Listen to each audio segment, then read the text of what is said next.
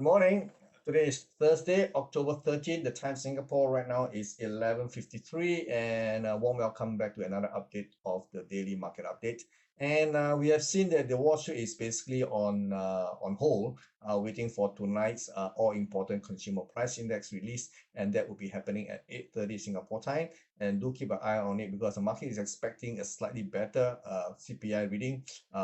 Market expectation is for a reduction from the current 8.3% to 8.1%. So if the release is anything less than 8.1%, let me just say that if the CPI reading is below 8%, that would be great. That would be great for equities, because that will mean that the Federal Reserve now have the reason to at least slow down the rate hike increases, or at least the quantum of its release. But however, if the number come out to be northward of 8.1% or anywhere near 8.3, if not worse, then the Federal Reserve will have no choice come November the 1st and 2nd, when the FOMC meeting meets again. They will likely raise interest rates for another minimum of 75 basis points to as much as 1 basis point, because if after 6 months of very rapid rate hikes cannot tame inflation, definitely they will have to double down, and that will cause a lot of dislocation on other asset classes, including equity markets. Okay, so do we have to watch if the market does, then the downward pressure on equity market as far as the major equity index are concerned definitely is to the downside. For the time being, the current price action has not taken up the September low, which is currently sitting at 28,725.5, and it's only a matter of time this level is taken up, because the S&P 500 has already taken up September low, so has the Nasdaq 100. The one possible reason why the Dow Jones has been so resilient in spite of the other two major equity index are taking out the September low is purely because of the capital flow moving in from Europe and from the rest of the Asia to the United States, because when you look at Europe now is in a bloody mess, and including UK, and Asia now is suffering because of the very high dollar exchange rate. So that's definitely we are seeing a cross Atlantic kind of movement for global capital move into United States. And once the capital reach the United States, they will have to be converted into dollars, and those money will not be sitting idly in the bank. They will definitely be moved into a risky asset. That means equity markets, and in particularly the blue chips. So that's possibly one of the reasons why the Dow Jones has been so resilient on a relative basis to the S&P 500 and the Nasdaq 100. On the other hand, the Nasdaq is actually now under a lot of pressure after the US moved in on the Chip 4 Act, which basically is basically going to prevent all chip companies, companies that are involved in the productions and design of microprocessors and microchips to be sold to China. So basically, companies like NVIDIA, AMD, Intel, they have all seen the share prices taking a hard knock, and this is definitely impacting the Nasdaq 100 reading. Okay, so this is the background to the most current reason why equity markets, on the one hand, for the Dow Jones is relatively resilient, whereas on the Nasdaq it is coming apart. This is the S&P 500. We do not have a new low last night, but however, the low was registered the day before at 3,568.5. This is of course referring to the cash index. You can see the market is likely to go lower.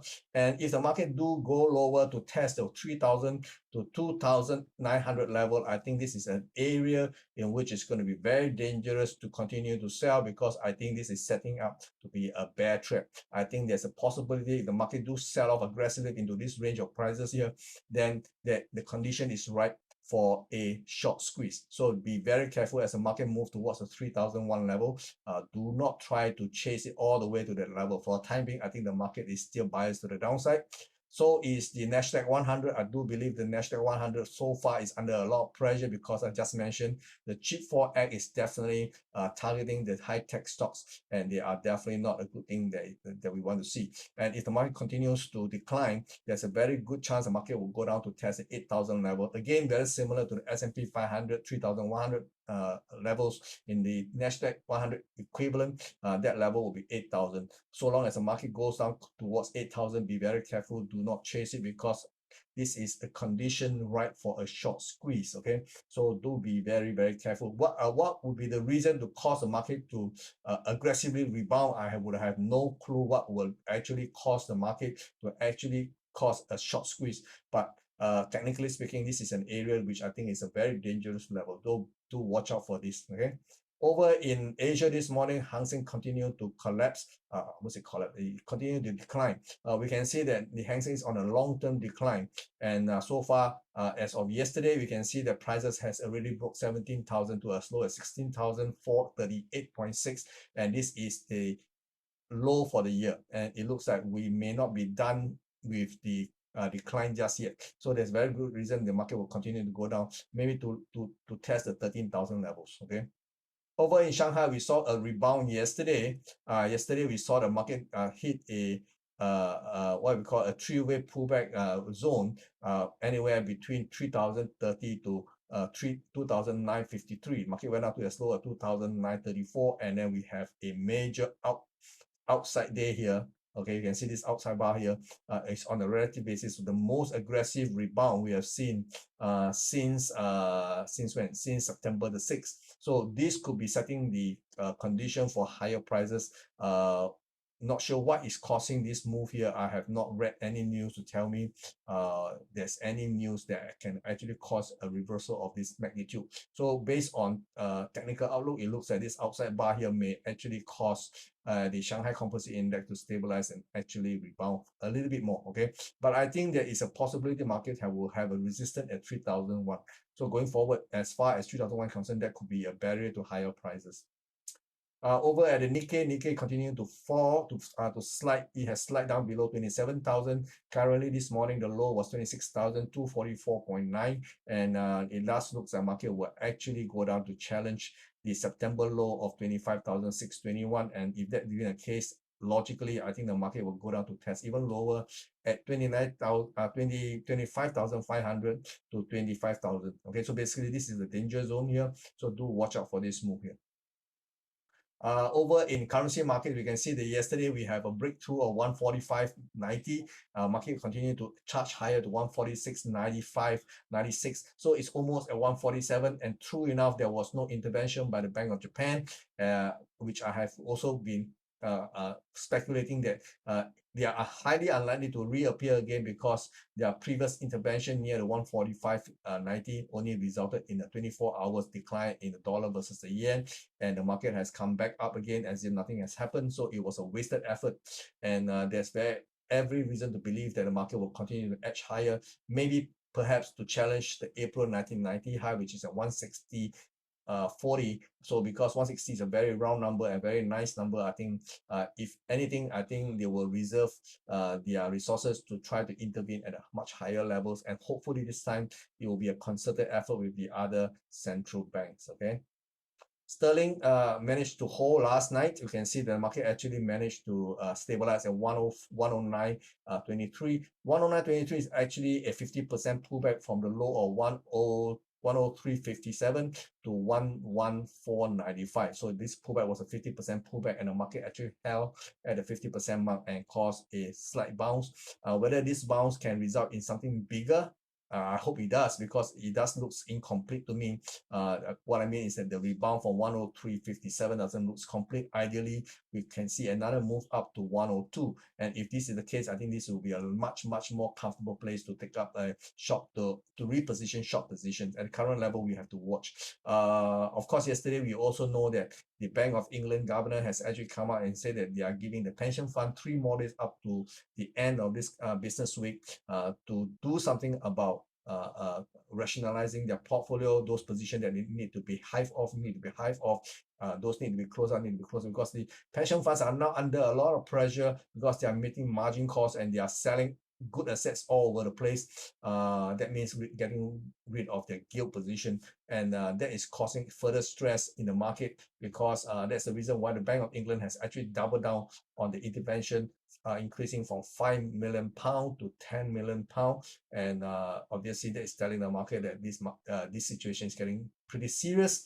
and it will have knock-on effect on the rest of the other credit markets, especially in Eurozone. We have also seen the yield spread between the Italian and Spanish bonds relative to German bonds has continued to widen, and that could cause more margin calls, and it will cause more sell-off in the bond market over in Europe, and that will mean eventually, if the debt market actually implodes, it will spread across the Atlantic into the United States and eventually all around the world. So we are currently watching live a brewing crisis that will have major implication in the days and weeks ahead. I don't think we have months. I think we only have at most weeks to resolve this problem. Perhaps, like what the Bank of England has been saying, up to this week. Okay, so we are definitely watching a developing situation, evolving in Europe, particularly in the UK right now.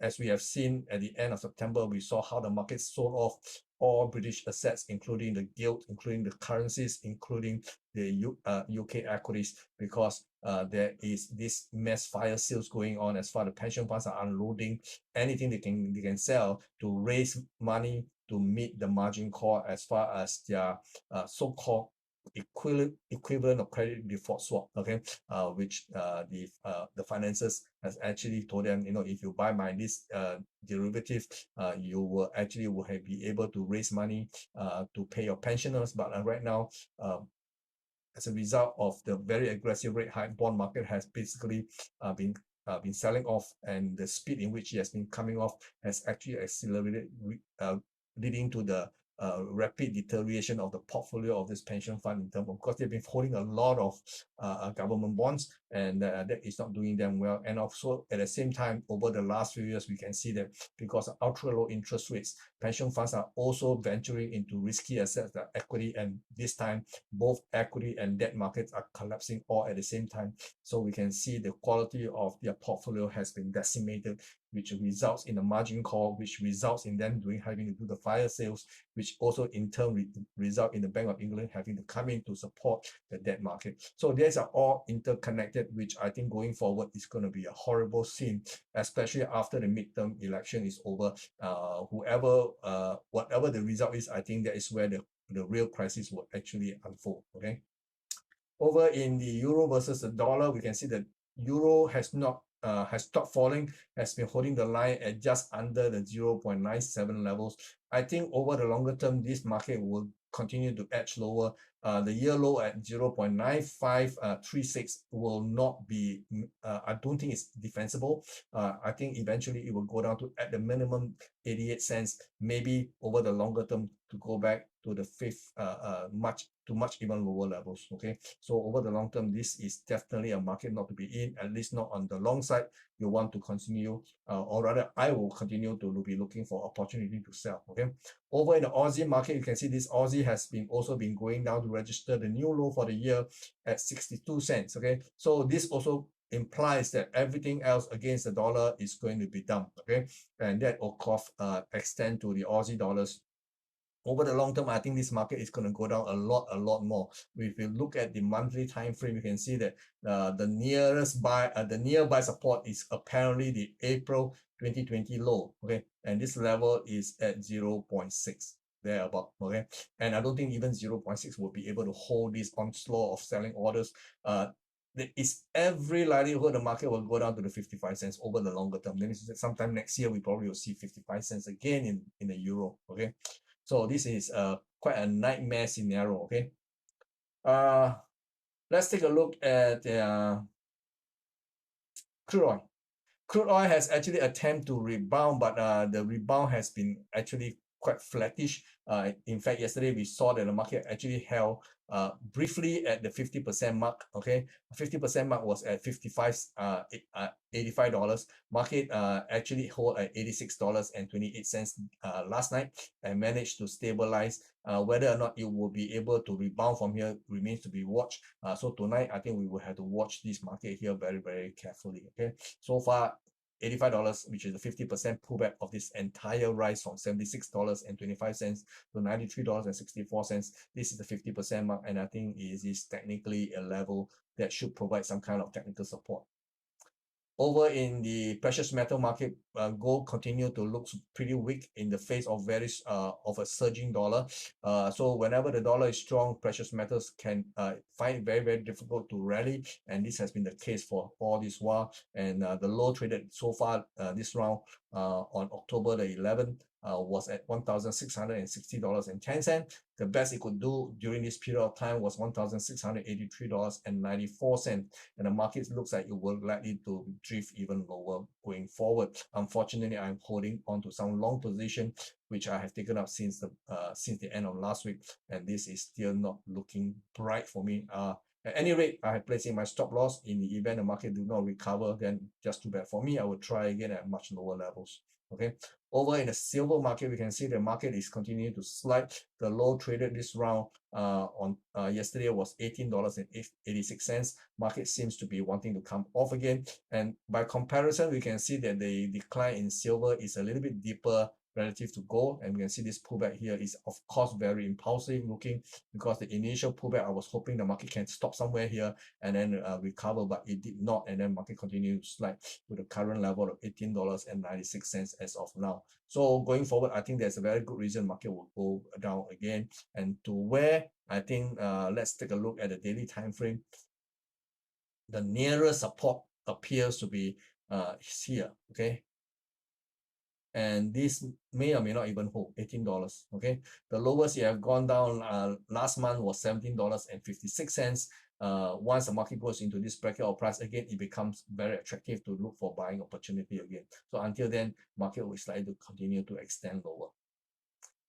Let's take a look at crypto. Crypto continue to slide overnight. We don't have impetus and do not have any driver to drive price of crypto prices any higher. Okay, the market is basically treading water, waiting for the release of tonight's CPI numbers. The lowest this round was actually below 19,000 to as low as 18,853, and this morning the best it could do was just marginally above 19,000 at $233. Okay, and that's all it can do. I think the market will be treading water from now until the release of the CPI at 8:30 p.m. tonight. Ethereum looks like by and large it is okay, but I think there is going to be one more large push to shake out the week long position. I think there is a possibility market that can actually break the 1,200 levels, maybe to as low as $1,180, and that would be fantastic in my opinion, because that will allow me to reposition longs or look for position signals to go long again, because I think the market needs to have one violent shakeout. Those weekends that has been accumulating long all this while is likely to cut loss and turn selling, ideally causing the market to go down even lower, and that's where I think the short squeeze may appear, very similar to the equity market. I hope there's going to be one last violent sell-off to cause everybody to capitulate, and then that's where it become very attractive to go counter trend. So do watch out for this move here.